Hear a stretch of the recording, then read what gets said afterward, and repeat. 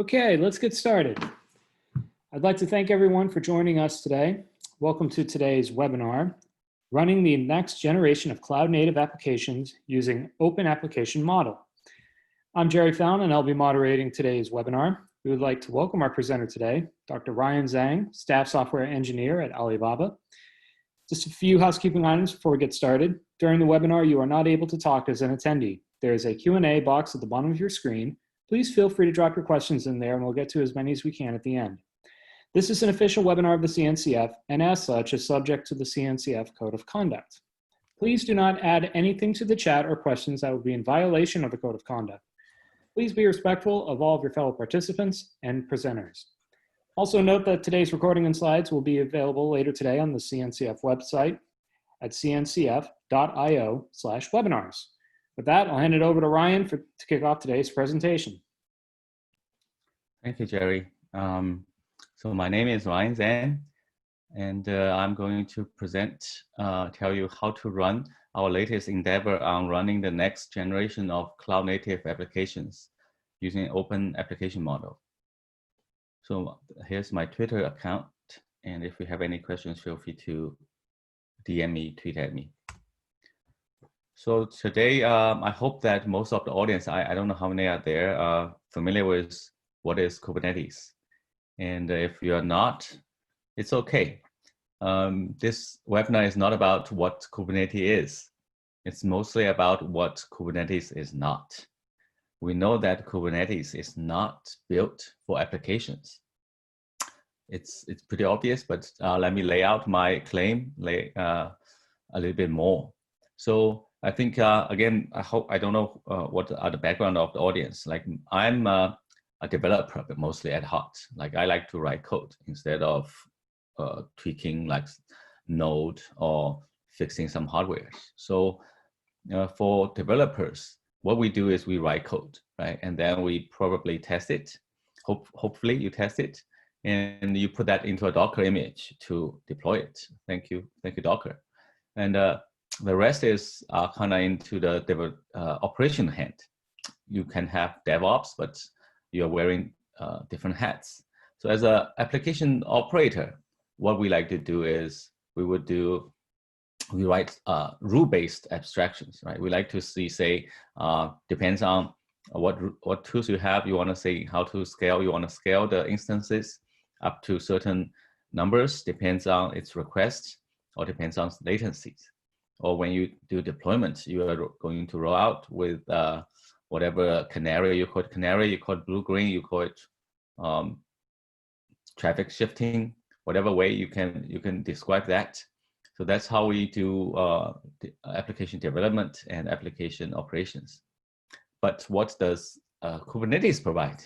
Kubernetes provide a whole bunch of abstractions layered at sort of layered at infrastructure layer, but not quite there, like a deployment pod. For the scaling, you can have HPA and also other things, node, controller, everything. That is quite foreign to any developers and operators. And also in the levels of abstraction, instead of clear rules, you have a whole bunch of YAML files, right? You have ingress, service, istio, whatever, all these names, like can do a lot of things very powerful, but on the first sight, it doesn't mean anything to any developer or operators. And lastly, I think all the traditional ones, developers, operators like to use some kind of GUI, some CLI, or maybe even some code to do deployment, like old-fashioned bash scripts, right? That's what we do, deployment or operations. But what Kubernetes provides, the native interfaces are basically a whole bunch of YAML files that until now, I don't know who will actually handwrite 500 lines of YAML code. That is definitely not. So I laid out my case that Kubernetes is not built for applications. So, and I think most people agree with me. So that's what leads to the current solutions, right? So most companies and the teams that I know they set out to build their own application platforms to cater towards their developers. Kubernetes is actually an excellent platform for that, because Kubernetes is kind of built to support building different platforms on top of it. So here's a pattern, right? Basically, here's what I observed, or we observed as a pattern for those platform builders on top of Kubernetes. They basically use, if you can see my cursor, right? So this is the infrastructure. This is the heavy lifting here. So there are tons of different various controllers that they write customized controllers, and which interact with the real Kubernetes capabilities here, like the containers, database. These will be imported or deployed onto Kubernetes, and then that in turn will get into a pod deployment or service exposed to through the application platform. That platform will not expose those deployment of pod directly. Instead, it will expose different abstract concepts, or maybe in normal cases like a REST API. So in the REST API, you will create different REST APIs that say, for developer side, you have CI/CDs APIs, you have source to image APIs. You're given the resource top or some image, some source address. It will create a Docker file for you, basically. And for the operations, you also have a whole bunch of logging, monitoring, rollout capabilities. And through maybe REST API, maybe even higher level with the GUI or CLI. That's how I think most of the teams and companies do now. So it's kind of fragmented. And also another thing is it's very targeted. So for instance, maybe this is for say for function as a service or fast type of workloads. So the interface will be really catered towards those, and you can do other things like HPC. You can do AI. You can do IoT. So each company or team is building their own specialized platform, right? So that works, right? That sort of works. The only thing is, let me get to the other side. The only thing is, there are two problems. One is to build this customized solution, you are actually becomes a one-off solution, right? Whenever your developers need something, you're going to write maybe another controller, or at least need to adjust your interface, and then a whole bunch of changes. And another thing is, we know that the reason Kubernetes is so popular and so powerful is it has a huge capabilities in its ecosystem. It's not the Kubernetes itself that is super powerful. It is, but the real power of Kubernetes is in its ecosystem. You have, basically whatever you want, you name it, it has it. So that's the capabilities. But when you are building this customized application platform, you kind of lose that capabilities, because you have this abstraction and specified abstraction. It's kind of building a private cloud. So you have a very powerful public cloud, and then you narrow it down to just cater towards your specific customers. So it takes time, and you kind of lose the powerfulness of the Kubernetes ecosystem. So what do we do? So I kind of alluded to this in the previous slides, right? So you have, on one side, you want to build some abstractions. You want to maybe do Knative. You want to do OpenFast, or as I mentioned, you can do AI in maybe just for inference. And on the other side, you also want to leverage all the Kubernetes extensibilities from a platform standpoint, right? You don't want to lose. You do not want to reinvent the wheel. It's already there. Everything I mentioned here, service mesh, auto-scaling, canary, deployment, you name it, it's there. So you do not really want to reinvent the wheel. So what do you do, right? So here's what we come up with. So what we come up with an open application model. I think Microsoft and Alibaba jointly announced it sometime last year, October, I think, and we are still working on that. It's It's been about a year and we've made a lot of progress. So what is OAM? The OAM, there are different ways to see it. From the platform builder's point of view, you can see that as an abstraction that is allows platform builders to build developer-friendly, highly extensible application platforms. So that is really what we think is a competitive edge or the core of this OAM model that can help the platform builders. It will make them their life a lot easier. Right, let me get into detail a little bit. So this is the standard we set out to design for the platform builders. So that provides the building block and framework to create app-centric platforms. What does it allow is for the platform builders to allow their application developers to bring their own workloads instead of, say, the application, the platform builders develop their own workloads, as I mentioned, like IoT or AI or things. They allow, of course, they still can do that, but they allow their users to bring their own workloads to make it very extensible. That's where the extensibility comes. And also, it naturally comes with the trait system. When we say trait, in OAM terms, it means mostly it's operational capabilities. So instead of you just have, there are actually several different Kubernetes-based platforms out there that allow you to deploy a static workload alone. You can write your code, it probably will build it for you, get a Docker and deploy it into a Kubernetes cluster for you. But that's not enough, right? We all know that during especially in real production scenarios, there are a lot of operations you need to do: deployment, rollout, traffic shifting, name a few, fault tolerance. So metrics logging, right? All these. So the trait system allows you to do that. It has a discoverable capability system so that users can find out, or application developers and the operators can find out what kind of traits this platform has. So it can clearly find out which one and apply that. Also, those traits are not really reinvent wheel. Those traits can leverage the existing cloud native ecosystem, fully leverage that. So you either reuse some of the existing capabilities, or you maybe put a very thin wrapper around it to provide a bit better abstraction. So that is another very important feature of this platform.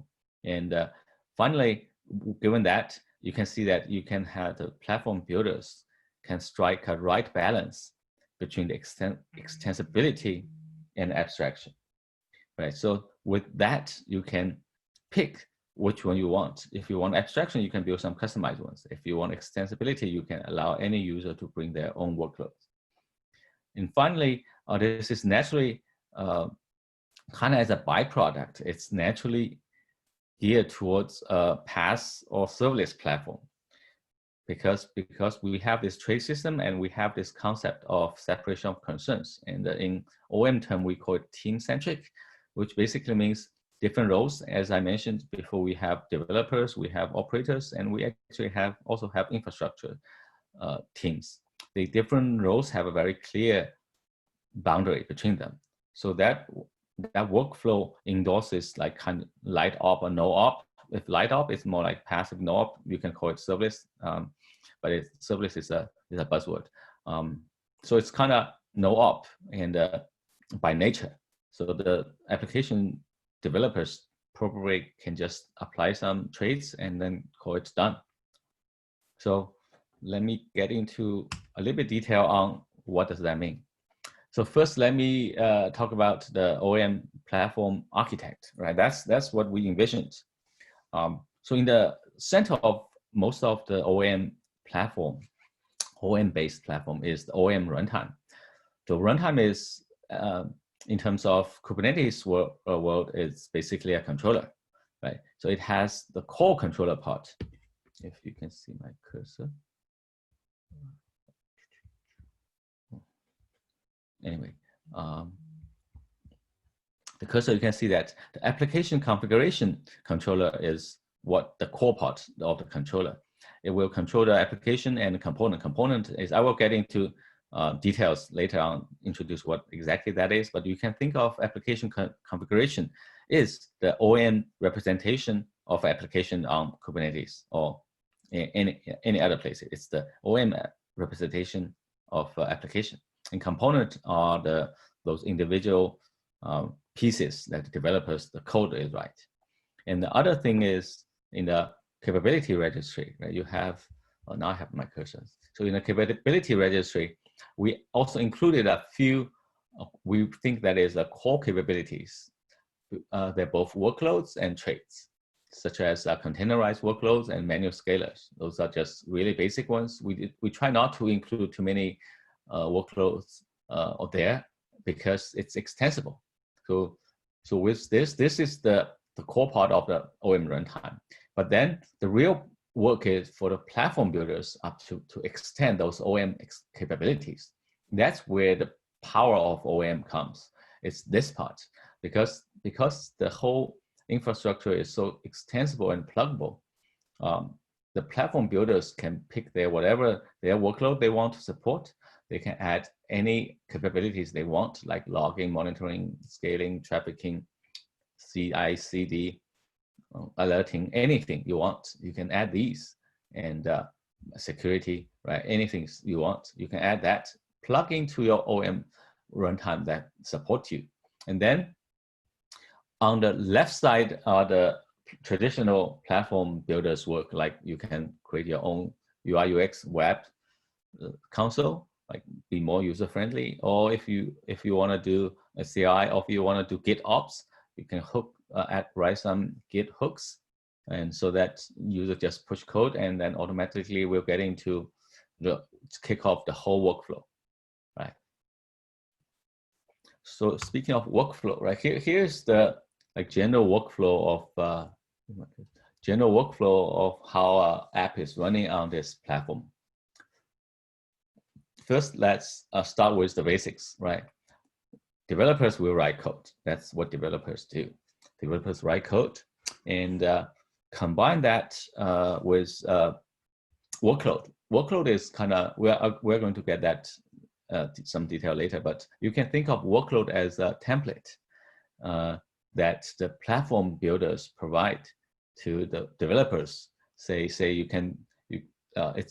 kind of how services run, or how services is or a code is packaging format there. You can think, or how it runs, something like that.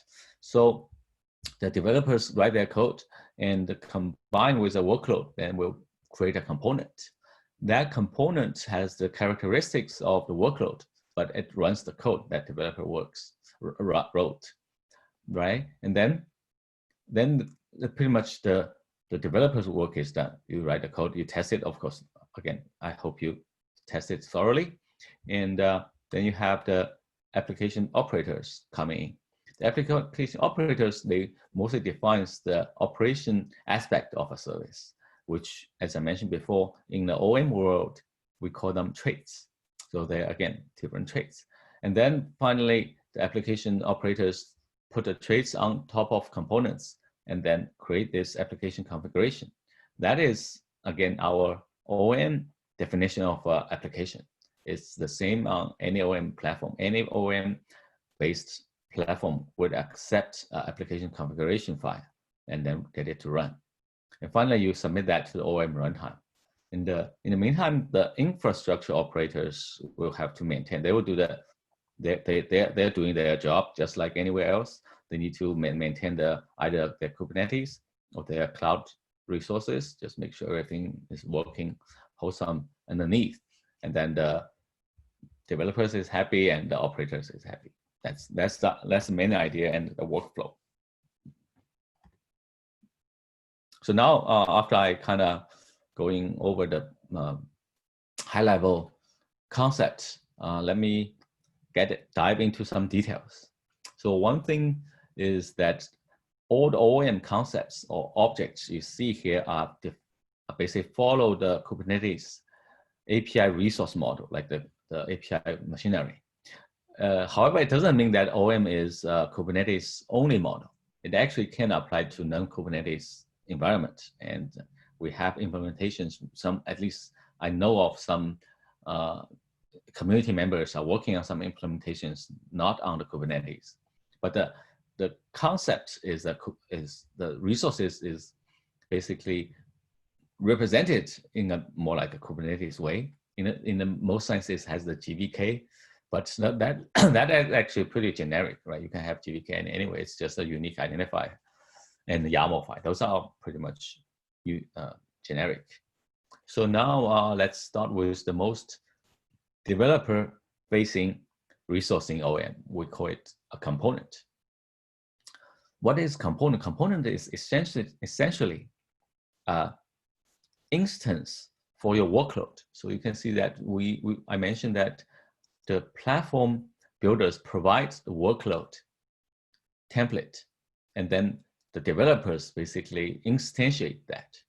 And it's actually a versionized. So if you have different versions, we will create different revisions for you. For example, if you look at the right side, so here's the workload, right? Here's the components. What is a component? Well, component spec basically just contained one workload spec. And this spec is what the developer, the application platform provides. And the developer basically just need to fill in those details. And for example, like the image, environment, right? These are the details you want to fill in. And if you change the component, say you change the image name, the OAM runtime will automatically create a versioned instance of that component. So you'll see that you have different components instant there. So it has a history there. So this is definitely an app developer facing object. And then since we mentioned workloads, you may ask why do you want to have this kind of two-layered structure instead of just provide workloads alone? So there are many reasons. One of the reasons is it's a way, as I mentioned, the workload definition or workload templates is a way for an infrastructure operator to define what components are available to application developers. For example, we can see the right side. If the platform want to expose more detailed workloads to the developers, it can choose to expose, say, deployment, the native Kubernetes deployment. That's where the OAM powerful comes. The platform builders can basically choose whatever workload they want to expose. If they want to expose deployment, they can just natively expose the whole deployment there. Or for more idiomatic OAM experience, right? We would like the platform to only expose what the developers actually care, say a containerized workload, and what it has is only a image and maybe a replica. That's about it, because we all know that in deployment, there are tons of things that most developers don't care. Node affinity, tolerance, preemption, policy, all these things, developers don't actually care. So it will be difficult for them to fill out all these fields. But if a developer look at the right side, it's crystal clear, at least for me, if I'm a developer, I have my image, I have a replica, I'm good, right? So the right side is the more idiomatic way to run a OAM platform. But again, it's up to the platform builders to decide. Okay, then now we have the workload and component. And now here's how we basically assembly this application. In here, we can see that the way to apply trace to components is like this. So in your application configuration files, you specify the component name, which we mentioned. The component name is if we go back, is here, right, here. And then you can apply a traits. You can apply a bunch of traits here, as many as you want. I mean, we don't have a limit yet. We haven't seen anyone hit the limit. But for example, you can have a auto scale so that it will scale into different different replicas depends on its size, depends on its load. And you, of course, you want to have an API gateway or ingress, basically, so that you can have a host name and the port. And you can put multiple components into this application. And we know we have front end, you can have a database. You probably will have another backend and more different backends. So it's a totally a microservice, microservice architect, right? So, and this is mostly facing the app operators. The app operators will assemble this one, but probably also need some input from the developers on who's going to talk to whom. So the application, this is how OAM represent the application. The key thing is it not only have each component, but also has its running capabilities, operational capabilities. Finally, we want to see what the platform offer, right? The platform would like to offer a little bit more than just the OAM. We want the platform to offer the register and discovery capabilities, because that is also very important. That's where the definition comes. So remember I mentioned that we will have this workload definition. The workload definition and the trait definition are not only there just to have an envelope around that, but it also provides this critical discover abilities and description abilities for the OAM. For example, here you can see that for trait definition, that will have a lot of metadata. It's not like this metadata. It's like in the spec you have metadata. It will say what kind of workload it applies to, what kind of traits it conflict with, and this is just pointing to a definition. And then you can add more for every different platform builders. They can choose to add. It's extensible, so you can choose to add more fields here, and which can mean different things, so that it provides the way to have this capability and a capability register and discovery center there.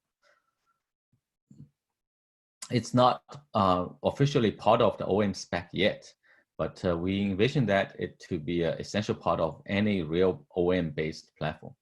And the easy way to showcase the powerfulness is here is just if you do a kubectl get traits, you will see its definition, you will see its name, so you will see, oh, this is the traffic trait. So if you want to have a traffic, you apply that to a component. And you have route, you have cert. So if you want something, you can find out from your platform builders a registry, and then just assemble that into a component. That's how this that's how we envision this whole system works. Okay. So demo time, right? So we are in the middle of building a platform. So we already have, let me go back to the architect a little bit, right? Oops, too much. Yeah, okay. So we already have this core controller pretty much built up. It's called a cross-plane that it's part of a cross-plane project. And it is now an officially, almost, I think, officially a CNCF sandbox project. So you are welcome to give it a try and contribute. And Crossplane has more than just applications. It also handles resources, which is super important, or it's critical for any real applications. So you can use the application model and you can have the resource model. And then it seamlessly integrates with different cloud providers. So you can run your applications on different, basically across different cloud providers and with the same interface. So that's the power of the crossplane. So now what we are trying to do is, as I mentioned, we have this, we're trying to build out the rest. Right? We want to build out more capabilities here, and we want to build out more UIs, GitOps, all these, make it a full-fledged application platform. That's what we're trying to do. So I'm in the middle of that. So let me show a very simple demo, right? So what I'm going to show you is, so this is still work in progress. What I'm going to show you is give you some concrete idea of what exactly an OAM application looks like. aka YAML files. But believe me, when the product is done, most users are not going to really get into YAML files. That's not what we want. As we mentioned, we need the UI and the CLI files. But before that, let's see. So we have some definition files. We already installed our platform there.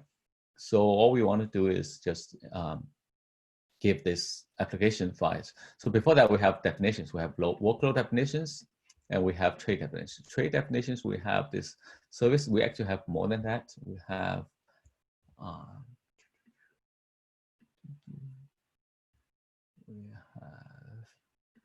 this. So this is our real definition here. You can see that we have we created one called containerized workload. So that's the containerized workload definition. You can see that it points to a different CRD. So for anyone who are familiar with Kubernetes, this is basically a CRD. So it's pointing to a CRD. It has some child resources, and we have an extension. That's what I mentioned, that each platform builder can choose to add more stuff into their workload definitions. So we have this.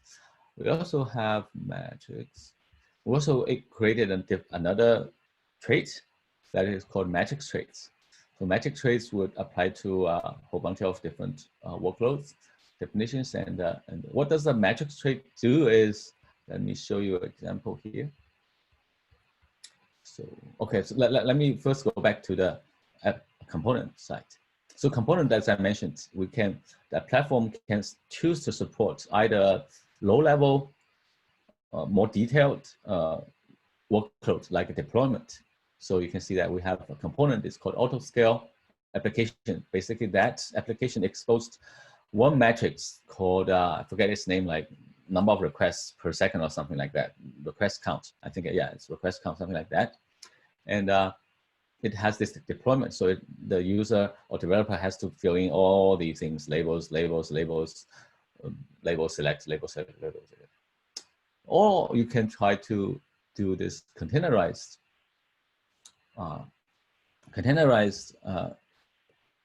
workload, which only has a few fields to fill.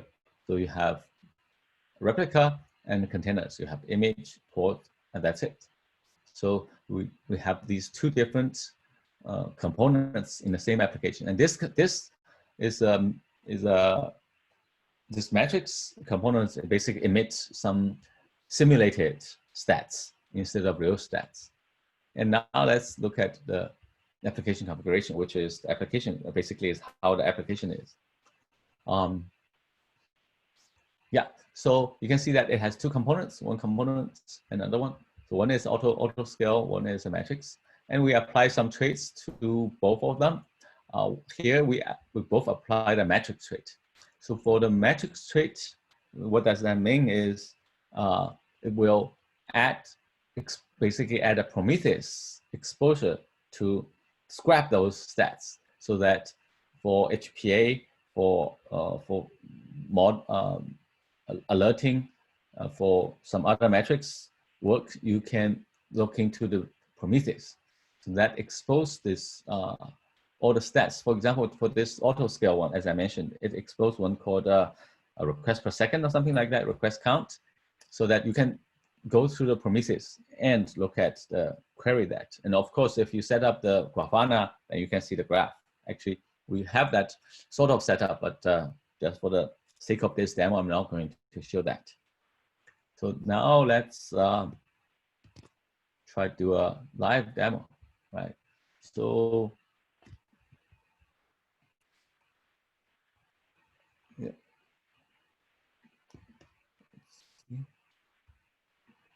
Right. So basically, I'm going to Kubernetes apply this demo into this file. By the way, I'm using a mini Kubernetes on my desktop, and I've already set up the workload, the platform controllers. So now we just need to apply this demo, apply this application to that. And let me see if.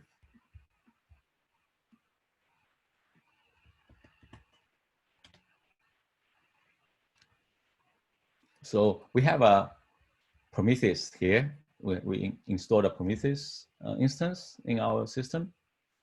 So this is the while this is the okay. Let's see.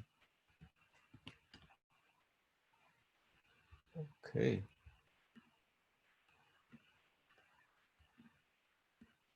Oh, again, let me just restart this.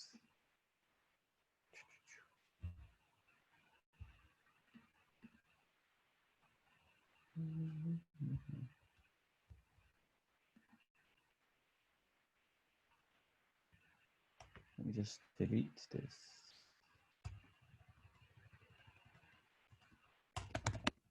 Let's see what we have. Yeah, let's restart this Prometheus. Maybe there's some remnants from the previous demo. It's a work in progress, so just bear with me.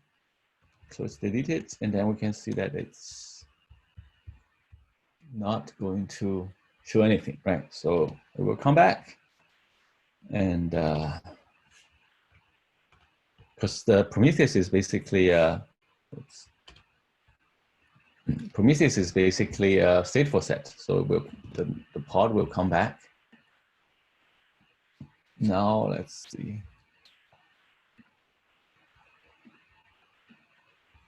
Let's see if there's any.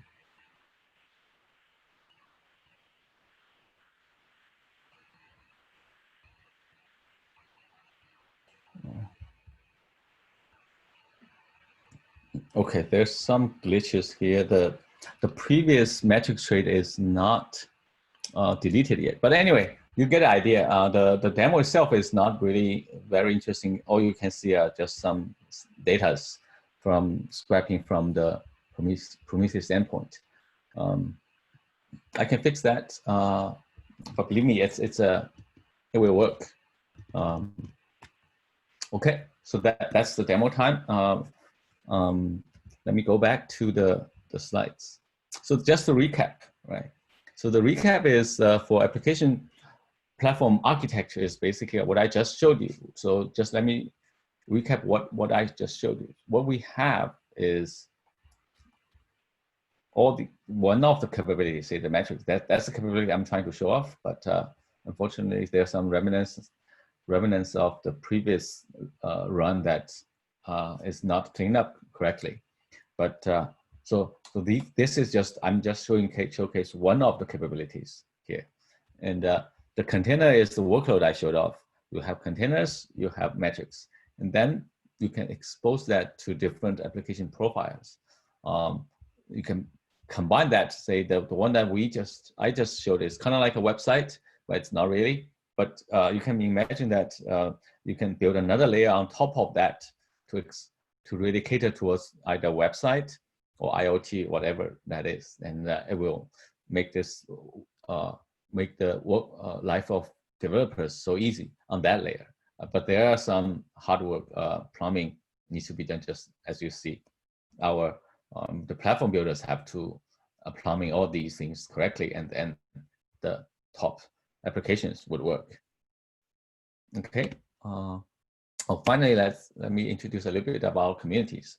So as I mentioned, OAM is jointly announced between Alibaba Cloud and Microsoft in last year. And in the meantime, we both joined forces with Upperbound and into this cross-plan project that becomes, it kind of adopted OAM as a standard application management across multiple clouds. And after that, we have some external adoptions, like in China, we have Tencent, and for Paradigm. Paradigm is AI management. It's an AI company. It's basically produce all these goofy, funny pictures for their customers. So it used the OAM to deploy and manage those machine learning applications. That's where the AI comes. Okay, I think that's it. Sorry you didn't see the end of the demo, but believe me, it works, but it's just some numbers. You are not going to be really impressed by those numbers anyway. I think that's it for my presentation. Are there any questions? Thank you very much, Ryan, for a great presentation. We have one question right now in the Q&A box. Why is there a need for an OAM model if we can customize for apps ops and infra ops activity as a K8 configure management?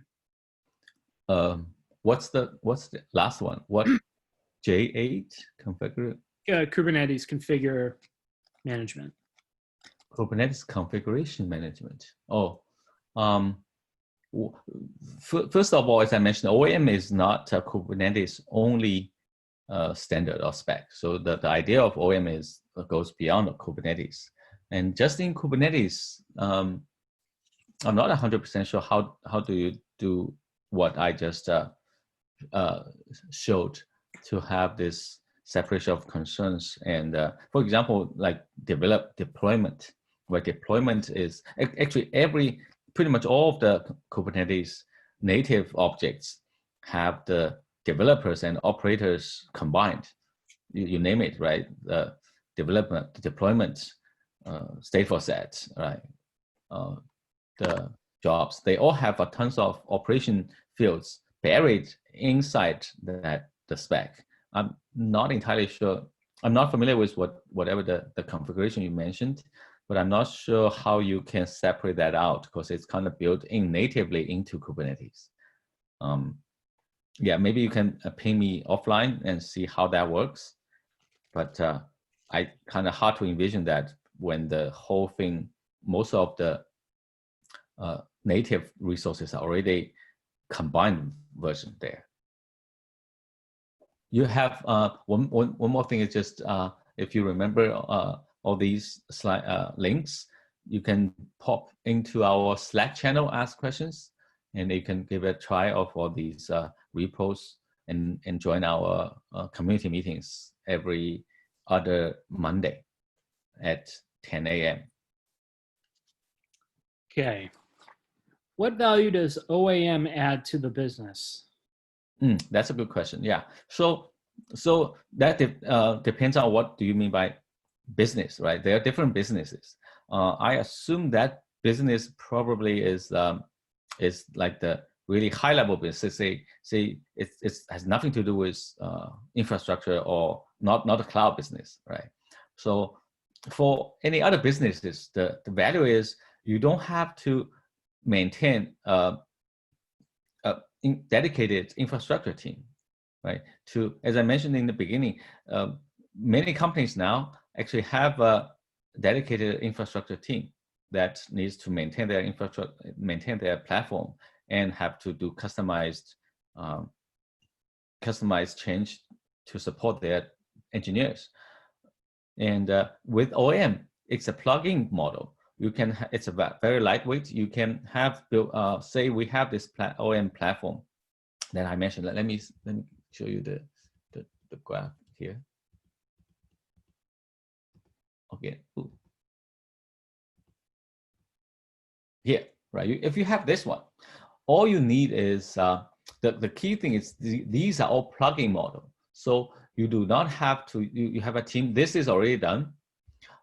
Say you have a community, and of course it's open source. You have a community built platform like this, and if your team, your company needs some specific ones, special ones, all you need to do is find out in the community what you can get those capabilities from the community or from the Kubernetes ecosystem directly. So it will be a very lightweight operations, and it makes your developers work much more efficient. So by business, I assume that even if you are, say, Walmart, whatever, right, you still have a dedicated IT team or developer that is doing that. If all your business is non-digital, then it's a different story, right? I assume you have this sort of digital developers there. Then using this OAM model, you can basically have a working out of the box platform, and it's very customizable and easy to improve. You can get all the benefits from the community. That's actually a very good question. And we envision that in the future, if the community continue to grow, you basically any company or team can build up their own platform within a day or something. And you don't need a dedicated engineers, infrastructure engineers to fix all these things. You see my demo, right? There are a lot of plumbings needs to be done underneath that. But if with OAM model, you don't have to deal with this anymore. Okay. What will be the major differentiators comparing to Kubernetes application SIG's application definition? I think the application definition I'm not 100% familiar with that, but my understanding is it's basically a bunch of CRDs glued together. That is not what we are. That's not just what we are proposing here. For especially, it's this part. If you look at our traits system, right? So we have this here. So if you just have, that's what I mentioned, I think in the beginning, that there are different platforms already provide that. If you get rid of all the traits, that pretty much the same as those platforms, and probably the application definition there is you just have a bunch of components, CRDs clumped together, and you can apply to the Kubernetes and it will work. But it lacks the lacks of the operational capabilities. That's, I think, is the most important part of the OAM spec itself, that it gives you the ability to specify different and interact different from the operation to the component itself. And on top of that, again, I have to go back to this trait. The whole, the Kubernetes CRD group, something like that, it's only just this part. It doesn't have this, it doesn't have that. So it's just a static way to group a bunch of CRDs together. I think OAM is a lot more powerful than just that. But I'm not an expert on that field. You're welcome to ping me privately, and we can discuss more. What OAM model helps easy integration with edge devices or so? Edge devices, okay, good. So for edge devices, let me see. So one thing, the first thing is, as I mentioned earlier, Kubernetes, the OAM is not a Kubernetes only spec. When we started the spec, we definitely envisioned the OAM to run on the edge too, so that one thing out of realm of Kubernetes, you can have OAM platform actually running on edge that is a lot more lightweight, only provides limited capabilities. But the key thing is here, the application configuration is the same. So the platform actually both support the same application configurations, so that you have one application configuration you can apply anywhere. So definitely it also applies to the edge. If the edge is running on, it doesn't have to be Kubernetes, some OAM supported platforms. And if it is going back to just in the Kubernetes world, right? In the Kubernetes world, there are, as far as I know, there are a bunch of edge solutions there. And the key thing is the OAM is not tied into any of these solutions. So you can combine the OAM model with I think there's Kubi Edge, there's Yaml, and there may be something else more, and you can still make it work, because all you really need is to add in capabilities here. So you can say import the Kubernetes Edge here, and then when you apply the application into the controller, this workload can go through the Edge controller into the Edge. So that also works in your Kubernetes world. So that can be done. And again, we are very interested in this scenario, because I didn't mention Edge. So if any of you are working on that, please contact us. We can figure out things. Why is OAM still in beta stage? So in beta stage, actually, to be technically correct, we are still in alpha in alpha stage. So the spec itself is in alpha. Why is it in alpha? It's just we need more feedbacks. Another thing is we are getting very close to beta. So it will get to the stable stage. And again, if the more community feedbacks we get, the faster we can move into beta and maybe eventually get into V1 stage. So please come and comment and give a try, and we can move forward faster. But I fully envision that we can get to beta stage like sometime this month. That's the plan. Does OAM abstract common capabilities of containerized platforms, or is it purely an interface into them? Abstract or interface? I'm not 100% sure what's the difference, abstract or interface. So one thing is for sure, it's not just for containerized. You can provide any type of abstraction in OAM for the workload. So as I mentioned, you can have serverless like fast, right? You can totally have a fast workload, which you only provide, say, the function name or entry point, and that's it. That's a fast workload. You can have VM. Maybe the VM workload would have just have a VM image and the same thing, entry point and job. So it's definitely not just for containers. And in terms of whether it's an interface or abstraction, I think it's more like a abstraction than an interface. But it's kind of semantics. It's hard to get into. So the abstraction, when I say it's an abstraction, is, as I mentioned, you can just abstract out many other things into which exist in Kubernetes nowadays, right? Even in a Kubernetes pod, you have different containers, initial containers, ephemeral containers, and all different things. You can choose to keep them, as I mentioned in our demo. You can keep the whole deployment, or you can keep just a few containers, or you can just have one container. Say you don't need all these things, just one container. I mean, yeah. So it's I would say it's probably an abstraction. Okay. Does anybody else have any questions at all? What's the relationship between OAM and DAPR, if any?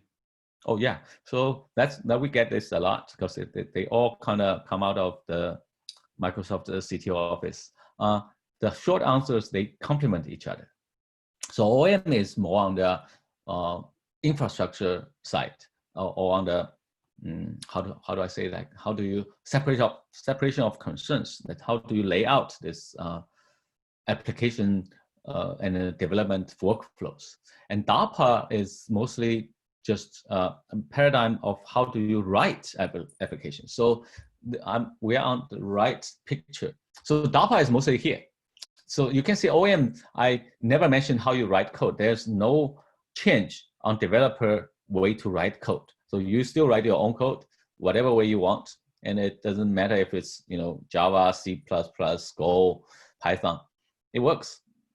And the OAM kicks in pretty much after the code is done. And then you have this developer create all these. DAPA is mostly here. DAPA is a way for developers to write distributed computing system and utilize all these common middleware in DAPA. So that's actually really a good question, and they complement each other. Right? We know Microsoft is already working on DAPA on top of OAM, and it's a very exciting development there. Okay. Anybody else have any questions at all?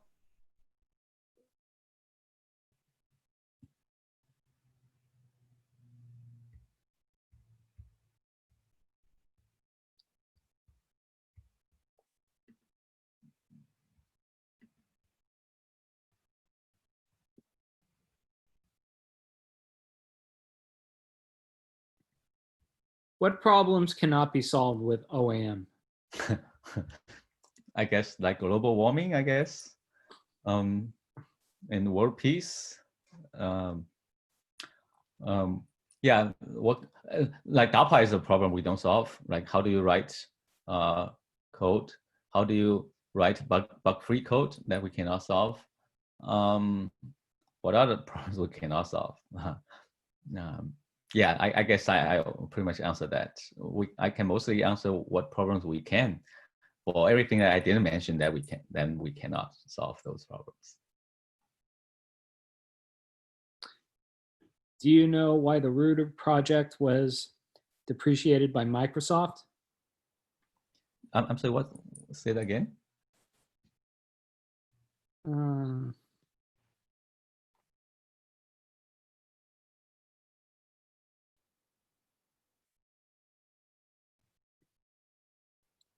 Not sure what he was asking there. Okay.